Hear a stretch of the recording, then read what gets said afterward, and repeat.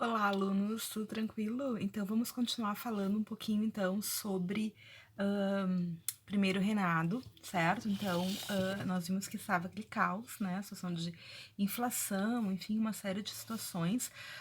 O governo do Dom Pedro I era conhecido como muito autoritário, então ele usava o poder moderador com bastante frequência, ele era uma pessoa bastante de difícil trato, né? Que estava, às vezes, um pouco mais preocupado com outras questões pessoais do que, de fato, com a questão, né, do governo mesmo, da governança mesmo, né, com seus amantes, como a Domitila, né, que era então a Marquesa de Santos, se tornou Marquesa de Santos, né, a sua esposa, Dona Leopoldina, acaba falecendo, né, dizem que ela sofria muito uma situação de violência doméstica, inclusive, né, uma série de questões nesse sentido. Bom, então era bastante turbulento, né, o governo.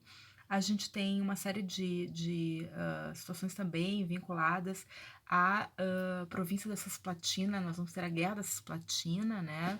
E é uma guerra no qual nós vamos ter como consequência a independência da província da Cisplatina, que vai se tornar então a República Oriental do Uruguai em 1828. Vai ser então uma guerra dispendiosa, uma guerra que vai se gastar muita grana com isso e não se coloca, digamos assim, como algo digamos assim, tão fundamental para comparado com o endividamento que o Brasil acabou enfrentando com isso, porque teve que ter empréstimo novamente com bancos ingleses, enfim, toda essa situação, né?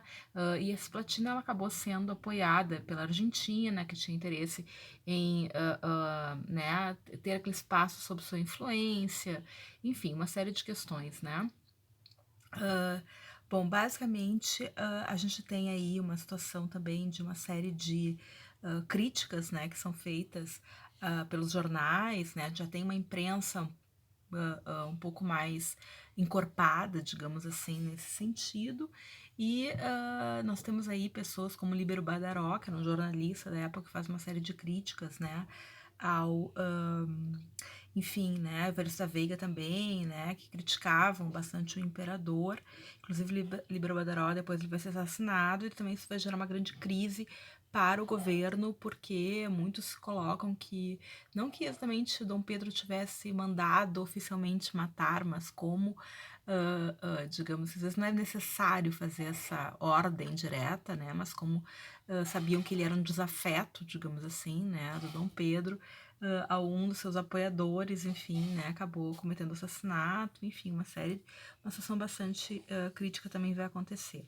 Além de todas essas tensões, né, que a gente está colocando para vocês, né, esse assassinato em 1830, antes disso a gente já teve a crise da cisplatina, então já estava, né, nessa questão.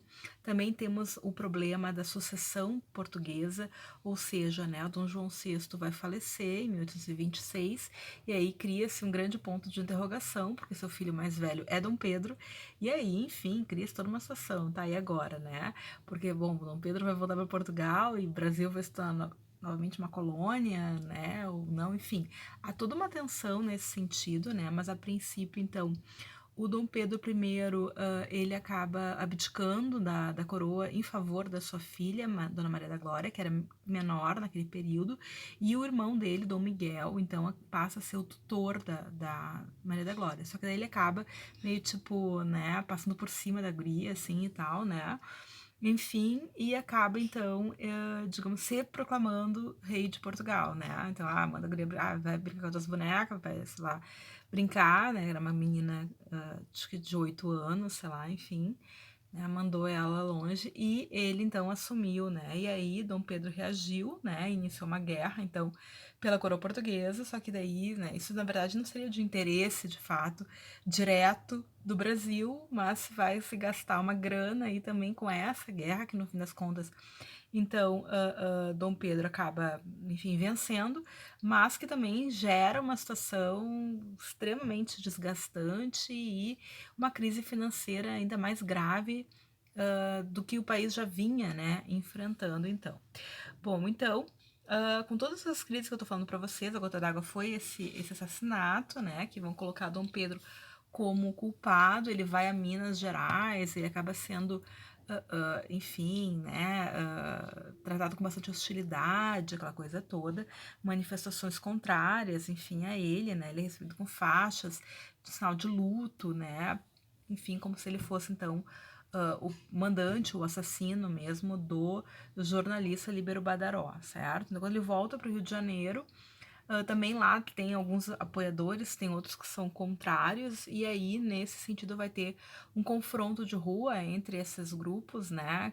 Pró Dom Pedro contra Dom Pedro, e vai ser conhecido, então, eles vão, né, brigar, se tocar garrafa, e por isso aquela noite vai ser chamada de Noite das Garrafadas, que é esse confronto, basicamente, né, entre partidários opostos, né, aqueles que são pró Dom Pedro, outros são contra Dom Pedro, né? Então a coisa vai ficando pior ainda, já era tarde demais, então ele acaba sendo assim, não conseguindo evitar a sua característica autoritária, então ele não consegue, digamos assim, o desgaste já está realmente muito grande.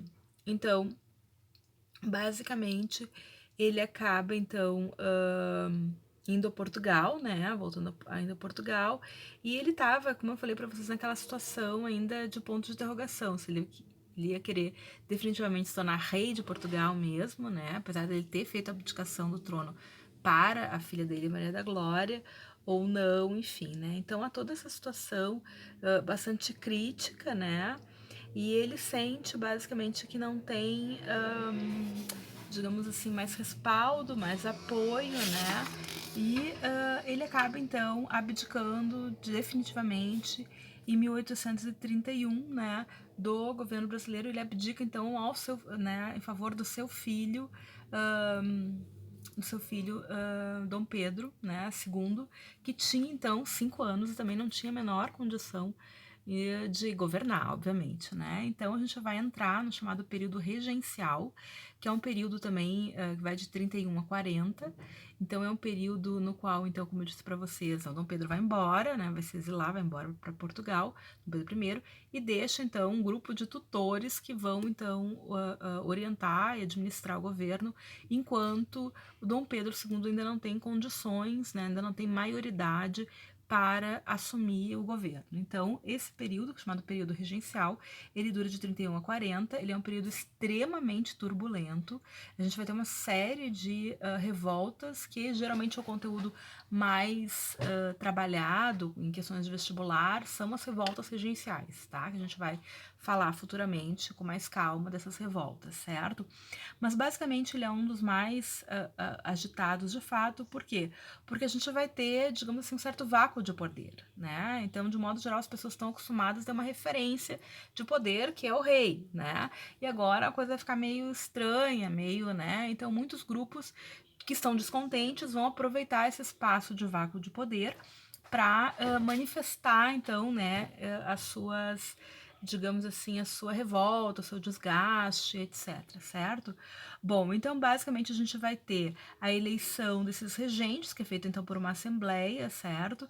E, basicamente, tá toda essa situação, né? Então, essa regência inicialmente vai ser uma regência provisória, né?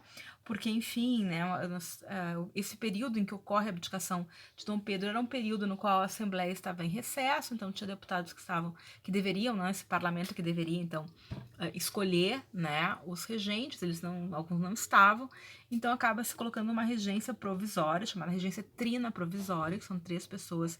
Então, serão 2 senadores, o brigadeiro Francisco de Lima e Silva, né, além dos outros 2 senadores. Esse brigadeiro, que era então um representante militar, digamos assim, certo?